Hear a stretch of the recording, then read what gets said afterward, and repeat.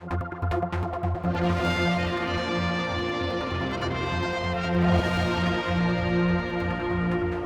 of the benefits of moving the tower will also mean that the staff here won't be subject to the same controls as passengers. At the moment, if people leave the tower to go back into the main part of the airport, they have to be searched just like a passenger.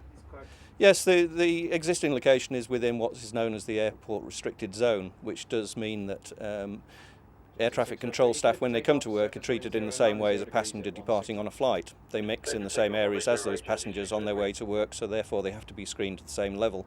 So the requirement that travelling passengers know very much about not carrying large volumes of liquid through security actually applies to employees as well, which obviously restricts the amount of liquid that people can bring to work. So as you rightly say, sometimes you can't even bring a drink to work. You have to get the drink locally when you get here. Basically, the requirement for the control tower is initially to provide the air traffic controllers who work at this level with a good view of the airport so they can safely monitor operations on the airport. To do that, they need a good backup level of very sophisticated equipment and facilities to ensure that not only are operations safe but they're carried out efficiently. And I'm afraid these days the cost involved of 6.5 million for this project is the sort of level that you have to pay.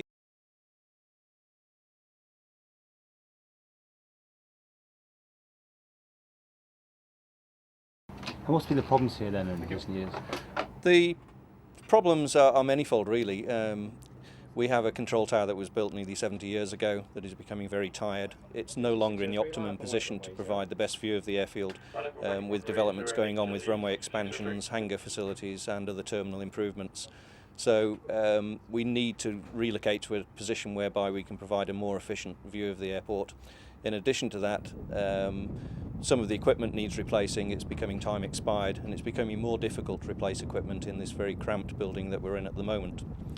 The third requirement comes from the regulator. The days of air traffic controllers coming to work, talking to aeroplanes and going home again, I'm afraid are now dwindling into the past, and there's a lot more requirement now from the regulator to actually demonstrate that air traffic controllers are competent not only in sitting down and doing the job, but all the backup knowledge that they need, especially regarding dealing with emergencies as and when they may occur.